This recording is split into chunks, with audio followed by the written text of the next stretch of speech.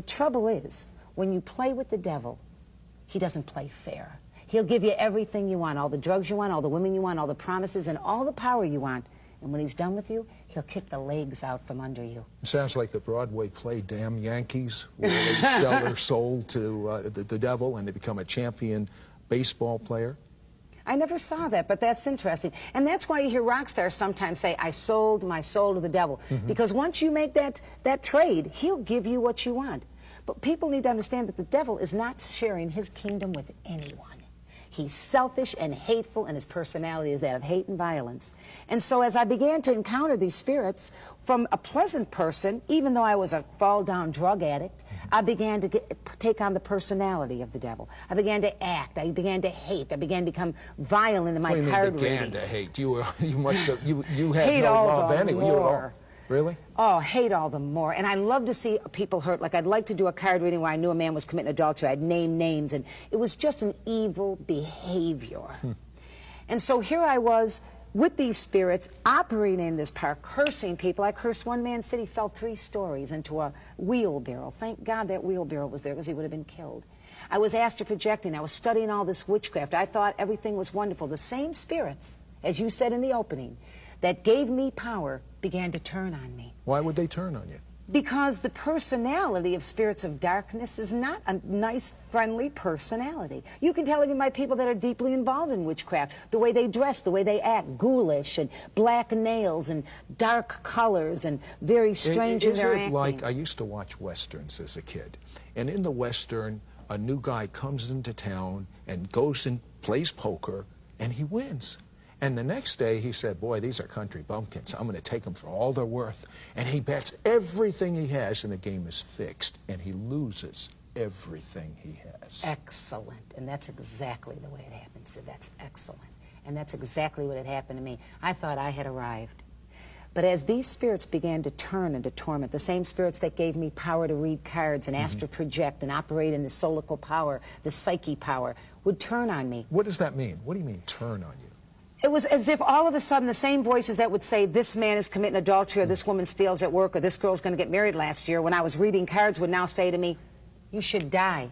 It's better to just die. Said I would walk around with a gun in my mouth. I can remember the metal used to burn my tongue. I would just suck on a gun, waiting for the moment to stop this power that I had entered into, to stop the destruction of my mind. My drugs increased. I would take needles, Sid, and people that were the worst drug addicts in town would not get high with me. I would go into a bathroom and take a needle and bang it into my arms. I had thick growths all the way down. Today you can see they're totally gone, but thick growths and abscesses all the way up and down my arms. In that drug state, I'd go out and become even more promiscuous, hoping that someone would just love me for a little while. And that's what our kids are doing today, Sid. They want somebody to love them for 15 minutes. That's why sex has become an everyday movement. I mean, it's nothing to be 11 years old and to go to bed with your boyfriend that you go to school with. And so here I was, nailing myself with needles, blood coming out, demon possessed from the spirits that I had invited inside, broken. In one particular time in all this story, they locked me up in a mental institution. Sid, they locked me behind a metal door. That's how crazy I got. My arms were full of needle marks. My nose was full of blood from cocaine. They put me in a room, locked me in, because I had now had serum hepatitis, which you get from filthy needles. So they had locked me in a mental institution in the K ward in Meyer Memorial Hospital in Buffalo, New York, with needle marks, with mental crazy screaming in my head, giving me a liquid diet to try to clear up the hepatitis. When they finally let me out, I became pregnant again. Oh, no. This time I went to the Erie County State Building in Buffalo, New York, and got a legal abortion. So when I left that medical building that day after that abortion, and still to talk about it, it hurts a little. I remember sitting down for the first time and saying, I wanted that baby. That baby I wanted, because I felt like I had such a low opinion of myself that maybe this child could change things for me. Of course, it was too late. So here I was. I had had 3 abortions, a child that was taken away from me. I was hopelessly drug addicted, and the doctor comes to me and he says to me, you have chronic active hepatitis. Your enzymes are right off the hinges. You probably What does that mean, chronic? It means that chronic means it's constantly going on. Active means it's happening right now. And hepatitis B is a very serious form of hepatitis. He told me that my liver was turning into a piece of leather. It was in that state that I decided that it didn't matter if I lived. I increased my drugs. I increased the insanity, increased the promiscuous life, increased hatred, was full of violence, and totally suicidal. And then one day, standing in a bar, serving drinks, stealing from the place, everything they had, stealing and lying and getting high in the bathroom, a young woman approached me named Linda Smith.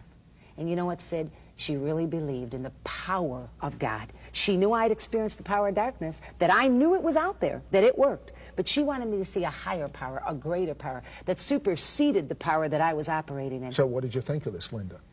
I thought that she talked the talk and didn't just, she walked the walk and just didn't talk the talk. A lot of people talk the talk, but they don't walk the walk. And Linda just showed the love of God in the way she acted. She didn't come out with all these spiritual lingo comments. Yeah, but you told me as a kid you didn't care for this Jesus guy. Because now I was at a place, she was introducing a man to me, a man that didn't rape you, beat you, use you, put you on the streets and stick needles in your arms.